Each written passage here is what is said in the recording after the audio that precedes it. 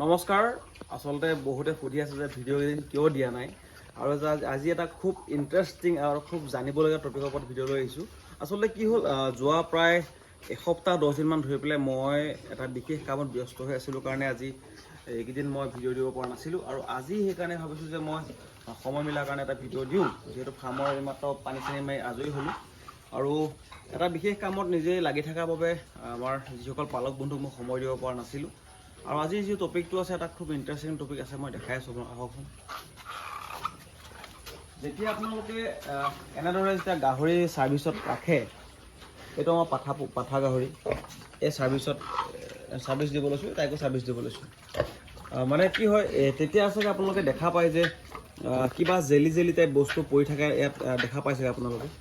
মানে ছাৰ্ভিচ হোৱাৰ পিছত তেতিয়া হয়তো বহুতেই ভাবে সেই জেলি টাইপ যে বস্তু পৰি থাকে জেলি নিচিনা বস্তু বহুতে ভাবে যে আমাৰ গাহৰিজন ছাৰ্ভিচ নহ'ল নেকি বা অন্য কিবা হ'ল নেকি তেনেকুৱা বহুতে চিন্তা কৰে আচলতে মই দেখুৱাম এইটো চাওক এনেকুৱা টাইপ বস্তু পৰি থাকে আপোনালোকে হয়তো বহুতে দেখিছে এই বস্তু দেখিছে এনেকুৱা টাইপ বস্তু পৰি থকা হয়তো বহুতে দেখে এনেকুৱা টাইপ বস্তু এইটো হৈছে এইটো স্পাৰ্ম জেলি বুলি কয় আৰু এইটো মানে কি হয় যিটো পাঠা গাহৰিটো যি স্পাৰ্মটো হয় এইটো আৰু মানে এইটো বীৰ্য মানে তাক অসমীয়াত বীৰ্য বুলি ক'ব এইটো হৈছে পাঠা গাহৰিটোৰ সেই বীৰ্য আৰু এইখিনি হৈছে এইখিনি হৈছে কামত নালাগে ইয়াৰ যিটো লিকুইড ফৰ্মটো সেইটো আমাৰ যিটো পনীয়া বস্তুটোহে কামত লাগে গাহৰিজনীৰ কাৰণে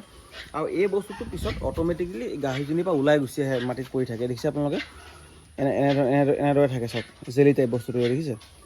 আৰু বহুতে ভাবে যে এই বস্তুটো ওলাই আহিলে যে গাহৰিজনী ছাৰ্ভিচ হ'লনে নাই বা গাহৰিজনী পোৱালি হ'বনে নাই অনাগত দিনত এইটো হৈছে এটা ডাঙৰ প্ৰশ্ন মই আজি কৈছোঁ শুনক এই স্পাৰ্ম জেলিটোৰ লগতে এটা পাঠা গাহৰিৰ পৰা আমি কমচে কম 300 পৰা 400 গ্ৰাম আমি স্পাৰ্ম পাওঁ মানে লিকুইডটো পাওঁ আৰু সেই লিকুইডটোৱে ইয়াত কামত লাগে আৰু যদি এয়াই কৰিব পৰা যায় সেই 300 গ্ৰাম লিকুইডৰ পৰা বহুত কিবি বনাব পৰা যায় কেইবাটাও পেকেট বনাব পৰা যায় কিন্তু আমি যিহেতু এয়াই নকৰোঁ সেইকাৰণে আমি যেতিয়া মানে প্ৰাকৃতিকভাৱে যেতিয়া আমি ক্ৰছ কৰাওঁ তেতিয়া আমাৰ ধৰি লওক এনেকুৱা জেলিটো ওলাই আহে আৰু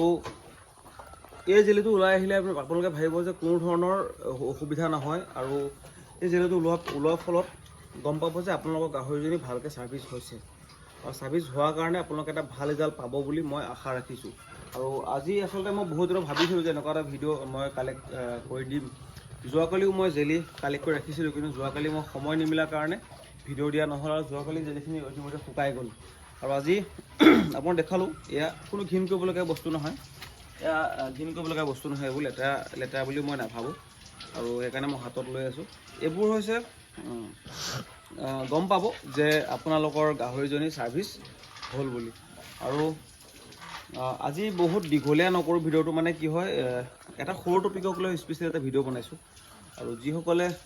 ভিডিঅ'টো চাই ভাল পাইছে বা ইয়াৰ পৰা কিবা এটা শিকিবলৈ চেষ্টা কৰিছে সেইটো আপোনালোকে কমেণ্ট কৰি জনাব আৰু লগতে আপোনালোকে এই ভিডিঅ'টো শ্বেয়াৰ কৰাৰ লগতে ফ'ল' কৰিব নাপাহৰিব আপোনালোকৰ অকণমান ফ'ল' এটা কমেণ্টে মোক উৎসাহ যোগায় যে মই আপোনালোক আকৌ এটা এনেকুৱা ভিডিঅ' দিবলৈ চেষ্টা কৰিব পাৰিম ধন্যবাদ